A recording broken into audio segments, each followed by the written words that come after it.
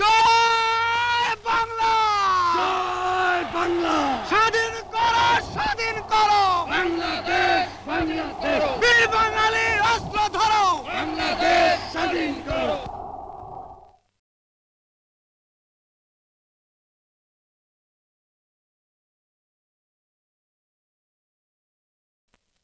স্বাধীন বাংলার জাতির পিতা, স্বাধীন বাংলার জাতির পিতা মুজিবের পথ ধরো। মুজিব ভাই এসে গেছেন, তাকে আপনারা স্লোগান দিয়ে অভিবাদন দেন। শেখ মুজিবের পথ ধরো, বাংলাদেশ স্বাধীন করো, মুজিব ভাইয়ের পথ ধরো, বাংলাদেশ স্বাধীন করো, বাঁশের মাটি তৈরি করো, বাংলাদেশ স্বাধীন করো, বীর বাঙালি অস্ত্র ধরো, বাংলাদেশ স্বাধীন করো। বীর আপনারা জোরে স্লোগান ধরেন, আমার দেশ তোমার দেশ, বাংলাদেশ বাংলাদেশ, আমার দেশ তোমার দেশ, বাংলাদেশ বাংলাদেশ, স্বাধীন করো, স্বাধীন করো, বাংলাদেশ স্বাধীন করো।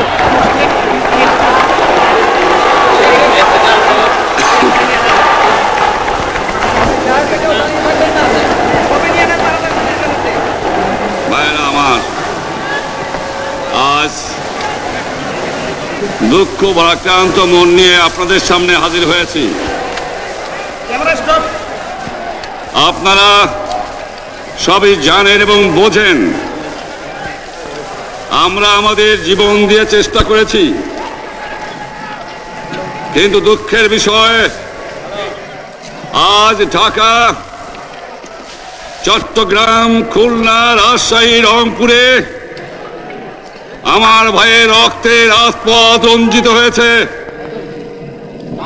আজ বাংলার মানুষ মুক্তি চায়, বাংলার মানুষ বাঁচতে চায়, বাংলার মানুষ তারা আজ তার অধিকার চায়। কিন্তু দুঃখের বিষয়, আজ দুঃখের সঙ্গে বলতে হয়, 23 বছরের করুণ ইতিহাস, বাংলার অত্যাচারের, বাংলার মানুষের রক্তের ইতিহাস, 23 বছরের ইতিহাস, মুমূর্ষ নরনারীর আর্তনাদের ইতিহাস, বাংলার ইতিহাস, এদেশের মানুষের রক্ত দিয়ে রাজপথ রঞ্জিত করার ইতিহাস। 1952 সালে রক্ত দিয়েছি, 1954 সালে নির্বাচনে জয়লাভ করেও আমরা গদিতে বসতে পারি নাই। 1958 সালে আইয়ুব খান মার্শাল ল জারি করে 10 বছর পর্যন্ত আমাদের গোলাম করে রেখেছে। 1967 সালে 6 দফার আন্দোলনে 7ই জুনে আমার ছেলেদের গুলি করে হত্যা করা হয়েছে। 1969 সালে আন্দোলনে আইয়ুব খানের পতন হওয়ার পরে যখন ইয়াহিয়া খান সাহেব সরকার নিলেন, তিনি বললেন দেশে শাসনতন্ত্র দেবেন, গণতন্ত্র দেবেন, আমরা মেনে নিলাম। তারপরে অনেক ইতিহাস হয়ে গেল, নির্বাচন হলো। আপনারা জানেন দোষ কি আমাদের? আজকে আমি প্রেসিডেন্ট ইয়াহিয়া খান সাহেবের সঙ্গে দেখা করেছি, আপনারা জানেন, আলাপ আলোচনা করেছি।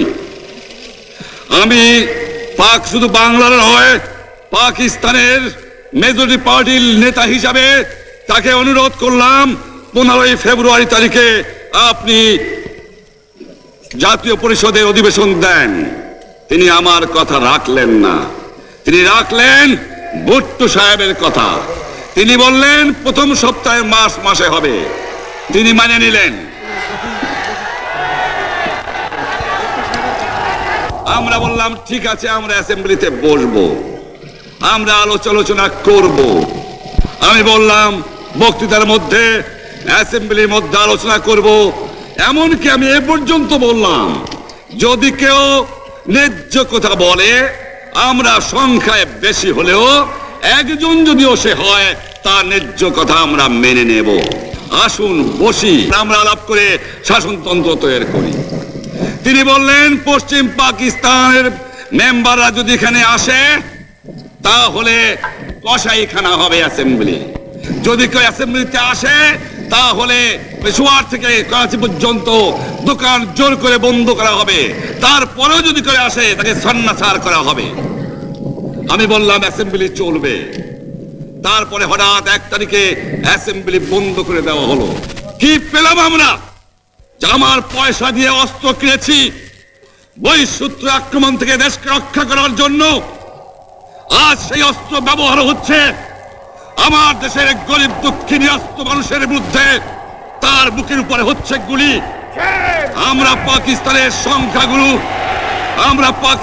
সংখ্যাগুরু, আমরা বাঙালিরা যখনই ক্ষমতায় যাওয়ার চেষ্টা করেছি, যখনই এদেশের মালিক হবার চেষ্টা করেছি, তখনই তারা আমাদের উপর ঝাঁপিয়ে পড়েছেন। তারা আমাদের ভাই।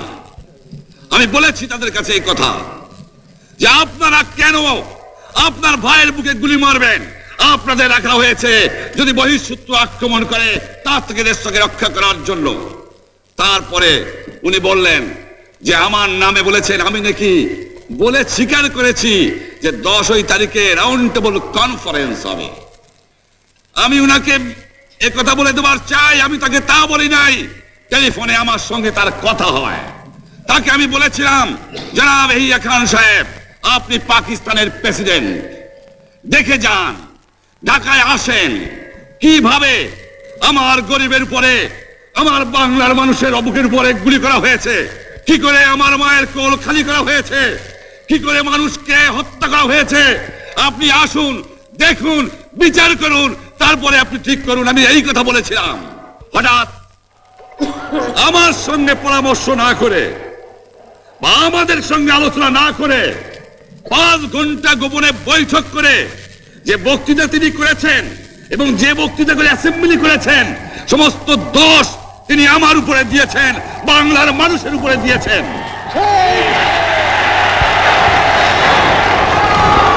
আমি পরিষ্কার মিটিংয়ে বলেছি যে এবারের সংগ্রাম আমার মুক্তির সংগ্রাম, এবারের সংগ্রাম স্বাধীনতার সংগ্রাম। আমার 25 তারিখে অ্যাসেম্বলি কল করেছে, রক্তের দাগ শুকায় নাই। আমি 10 তারিখে বলে দিয়েছি যে ওই শহীদের রক্তের উপর দিয়ে পাড়া দিয়ে আরটিসিতে মুজিবুর রহমান যোগদান করতে পারে না। অ্যাসেম্বলি কল করেছেন, আমার দাবি মানতে হবে। প্রথম, সামরিক আইন মার্শাল ল উড্র করতে হবে। সমস্ত সামরিক বাহিনীর লোকদের ব্যারাকে ফেরত দিতে হবে। যেভাবে হত্যা করা হয়েছে তার তদন্ত করতে হবে। আর জনগণের প্রতিনিধির কাছে ক্ষমতা হস্তান্তর করতে হবে। তারপরে বিবেচনা করে দেখব আমরা অ্যাসেম্বলিতে বসতে পারবো কি পারবো না। এর পূর্বে অ্যাসেম্বলিতে বসার, আমরা অ্যাসেম্বলিতে বসতে আমরা পারি না। জনগণ সে অধিকার আমাকে দেয় নাই। ভাইয়েরা আমার, তোমরা আমার উপর বিশ্বাস আছে? আমি প্রধানমন্ত্রিত্ব চাই না, আমরা দেশের মানুষের অধিকার চাই। আর যদি একটা গুলি চলে, আর যদি আমার লোকের উপর হত্যা করা হয়, তোমাদের উপর কাছে আমার অনুরোধ রইল, প্রত্যেক ঘরে ঘরে দুর্গ গড়ে তোলো। তোমাদের যা কিছু আছে তাই নিয়ে শত্রুর মোকাবেলা করতে হবে এবং জীবনের তরে রাস্তাঘাট যা যা আছে সব কিছু আমি যদি হুকুম দেবার নাও পারি, তোমরা বন্ধ করে দেবে। তোমরা আমার ভাই, তোমরা ব্যারাকে থাকো, কেউ তোমাদের কিছু বলবে না, কিন্তু আর আমার বুকের উপর গুলি চালাবার চেষ্টা করো না, ভালো হবে না। 7 কোটি মানুষকে চাপায় রাখতে পারবো না। আমরা যখন মরতে শিখেছি তখন কেউ আমাদের দবাতে পারবে না। যে পর্যন্ত আমার এই দেশের মুক্তি না হবে, খাজনা ট্যাক্স বন্ধ করে দেওয়া হলো, কেউ দেবে না।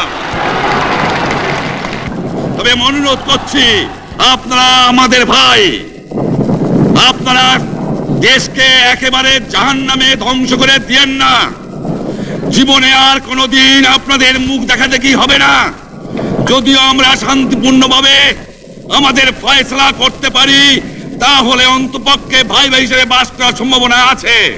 সেই জন্য আপনাদের অনুরোধ করছি, আমার এই দেশে আপনারা মিলিটারি শাসন চালাবার চেষ্টা করবেন না।